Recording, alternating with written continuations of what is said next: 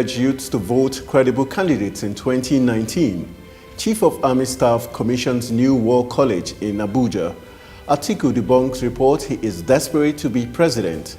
And in sports, Chelsea Eden Hazard reveals reason for his unhappiness at Stamford Bridge. These and more stories in a moment.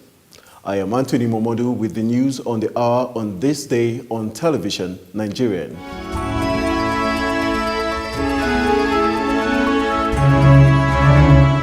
A non-governmental organization, Noble Youth's Advocacy for Change, has urged youths in the country to vote only credible candidates in 2019 general elections to ensure good governance. Coordinator of the group, Abdullahi Gaba, made the call in an interview with newsmen in Abuja. Abdullahi Gaba said it was old-fashioned for electorates to focus on choosing leaders from any political party without looking at the credibility of the candidates involved. He urged youths and the public to focus on credible candidates in the 2019 elections as a way to move the nation's democracy forward. The coordinator of the group said they would campaign for credible candidates with capacity of bringing positive changes for Nigerians. He commended the Independent National Electoral Commission for giving eligible persons the opportunity to register as voters across the country. Gaba urged qualified persons to take advantage of the continuous voters registration to register and be able to vote during elections. The Chief of Army Staff, Lieutenant General Tuku Buratai, has commissioned a world-class Army War College in Abuja. The Army boss, while giving his remark, stated that the college is to help train senior Army officers and principal staff of the Nigerian Army. The new commandant of the college, Major General John Eneche, revealed that the college will help train vibrant, able commanders for not only the Army, but also the country at large. The facilities installed in the college are the best that meets international standards. Shortly, during the facilities tour in the program of events, you will realize the great efforts of the special guest of honor in ensuring that a very conducive learning environment has been provided in the college. The commission of this Citadel of Learning is an important event in the calendar of the Nigerian Army as a part of efforts necessary to meet the Nigerian Army's operational needs. As we are aware, changes in the nature of threats and technological advancement has further increased the complexity and unpredictability of modern warfare.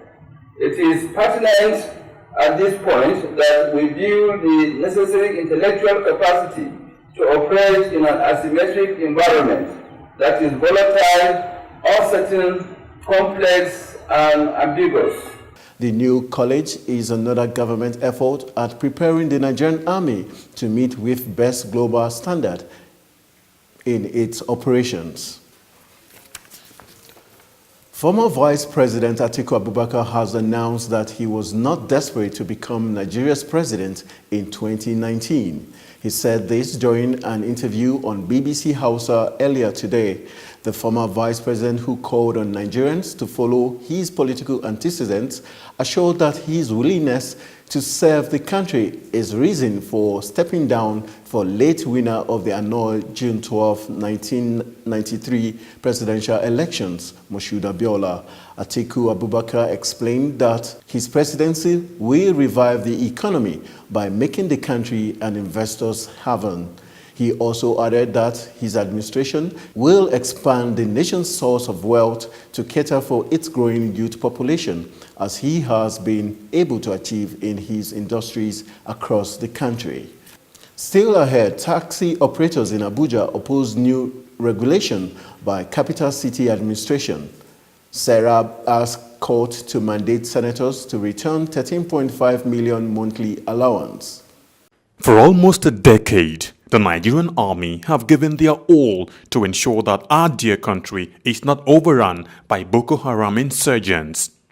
Some have in the process paid the ultimate price, while many will forever live with indelible scars occasioned by their determination to protect the country, no matter the hurdle. Despite these, they have remained resolute and undaunted, and today, all territories the insurgents once took control of have been recaptured and normalcy restored. And now, for the first time in a long time, the end of Boko Haram is foreseeable. Therefore, the wisest thing for the remaining insurgents to do is to surrender today or face total destruction from the army. Remember, the Nigerian army will stop at nothing to ensure that total peace is restored in all parts of the country. So, be wise and embrace peace today or get ready to be ruthlessly dealt with. This message is brought to you by the Coalition on Conflict Resolution and Human Rights in Nigeria.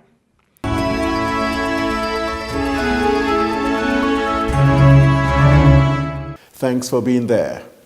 On the 4th of April 2018, the Federal Capital Territory Administration released guidelines mandating taxis in the city to be fully air-conditioned before October 1. While the initiative will pass as part of the administration's effort at positioning the capital city to its status as Africa's #1 capital city, it is, however, generating intense concerns among taxi operators and commuters. In this report, our second in a series of big issues, TVN correspondent Juliet Uduji files in the pulse of residents on the policy. Although this directive is not entirely new in the transport sector in the federal capital city, putting a deadline to the operationalization brings home the reality of the need to fully adhere to the regulations within the stipulated time frame. Taxi drivers within the Federal Capital Territory operate within sets of guidelines given by registered union and organizations who ensure that their members are not found wanting or operate outside the transport regulations in the city. To the leaders of this transport union, the development may require more time and latitude before full implementation.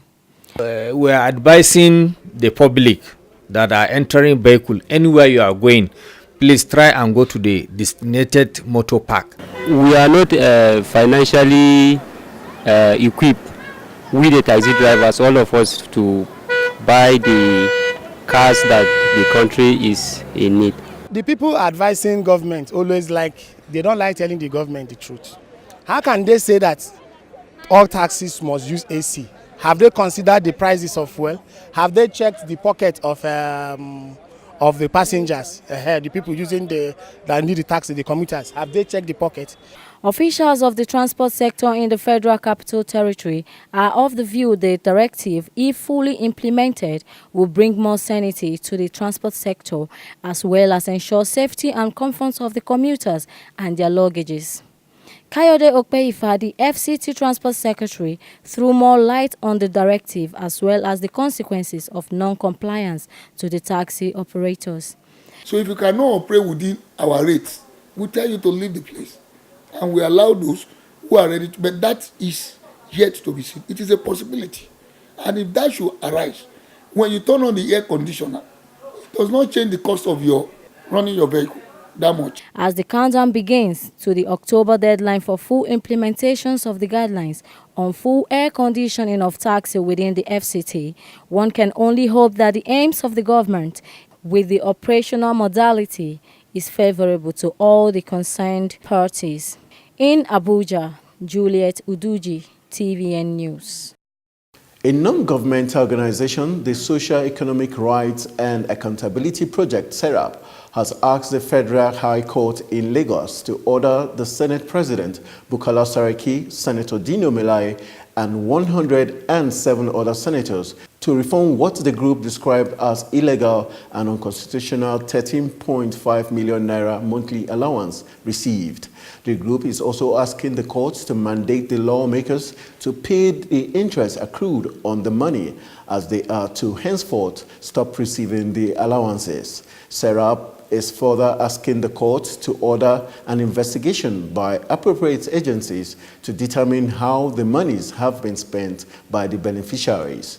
Recall that the lawmaker representing Kaduna Central Senatorial District, Senator Shehu Sani, had in March revealed that Nigerian senators were earning 13.5 million naira monthly as running cost. But the chairman, Senate Committee on Media and Public Affairs, Aliyu Sabi Abdullahi, maintains that there was nothing new about the allowances, stressing that the cost of the offices of senators were contained in various line items and expenditure heads of the budget of the National Assembly already before the public. Welcome to Living Treasures Academy. Enjoy a conducive and serene learning environment. Qualified and experienced teachers. Equipped computer laboratory and library. Secured atmosphere. Extracurricular activities. An all-embracing curriculum for total development of the child. Comprehensive education for leadership.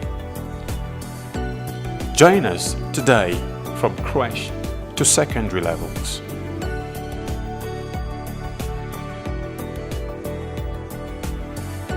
Living Treasures Academy, committed to excellence.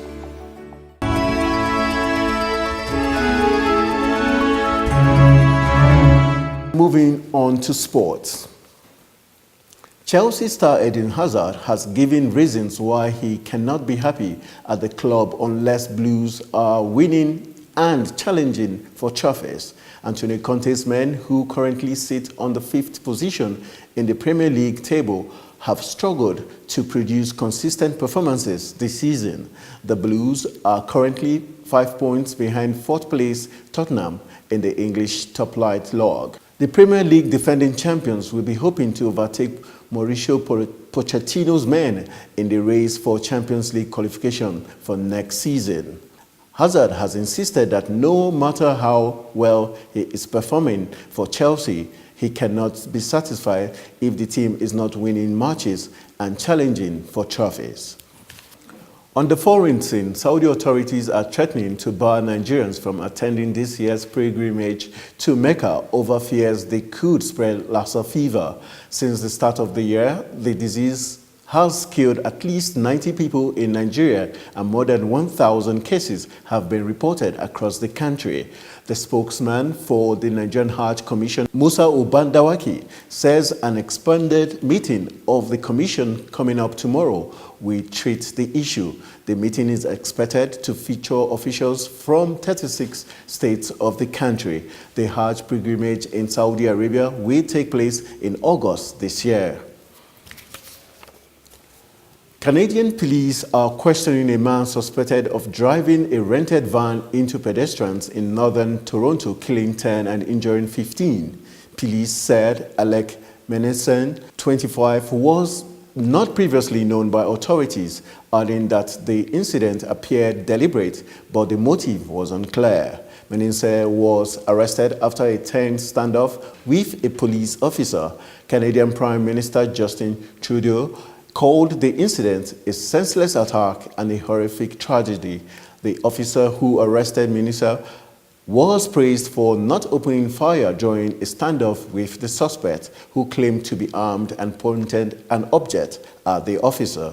Video broadcast on local media showed the suspect shouting, "Kill me," while the officer instructed him to get down. Speaking at a news conference, Prime Minister Trudeau praised the police officers involved, noting that he faced danger without a moment of hesitation.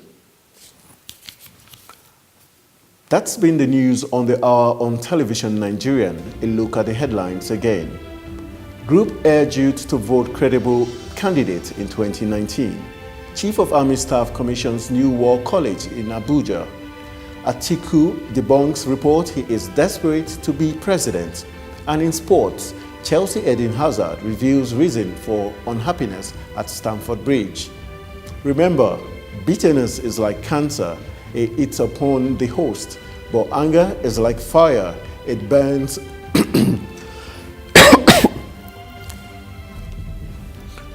Remember, bitterness is like cancer. It eats upon the host, But anger is like fire. It burns it all clean. I am Anthony Momodu. Good night.